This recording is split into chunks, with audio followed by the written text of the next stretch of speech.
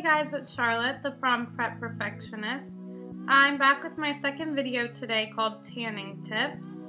It's a pretty rainy and cold day in Portland, and I don't know about you, but I'm planning on being tan for prom. So this video just gives you some tips on how to do that. I did my research, and basically there's 5 different ways of tanning. And in this video, I'm going to do a countdown from the worst ways to tan to the best. Number 5 is bed tanning. Bed tanning is a big no. It causes UV radiation, which is harmful to our bodies. And I'm assuming that most people watching these videos are teens, considering the videos are about prom. Well, teens are more prone to the damage of UV radiation because our bodies are growing, and it also increases our lifetime risk of skin cancer.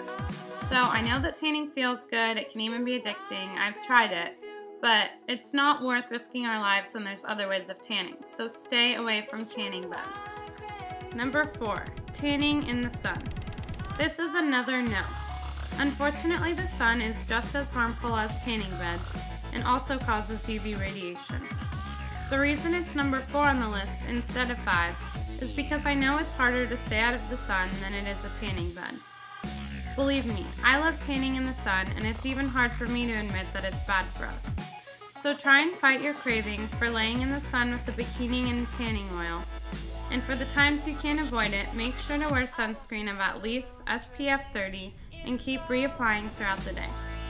Number 3, DIY self-tanners.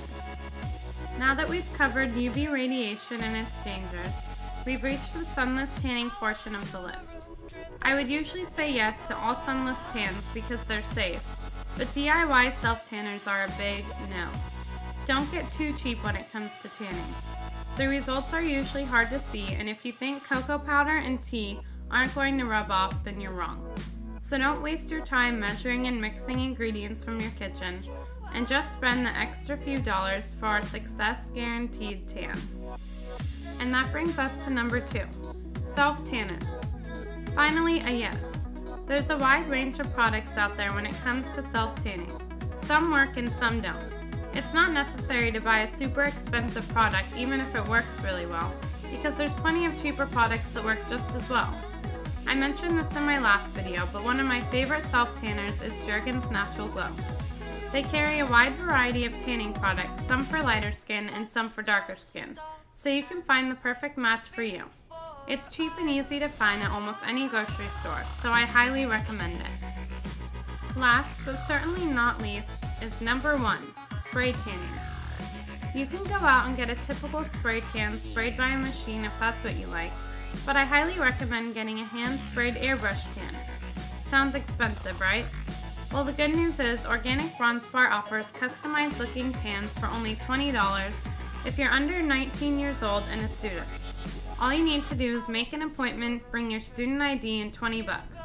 I personally loved my experience there, and there's a lot of things that set them apart from most spray tanning facilities.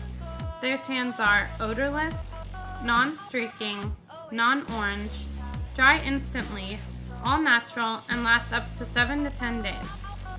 Here are some helpful tips before going in to get a spray tan that I found on their website. Arrive showered, shaved, and exfoliated. Do not wear any lotions, perfumes, or deodorants. Wear dark, loose-fitting clothes and open-toed shoes. Plan on wearing the tan solution for 6 to 8 hours. Do not work out and do not shower for 6 to 8 hours after your tan appointment. Alright, well that concludes my tanning tips video.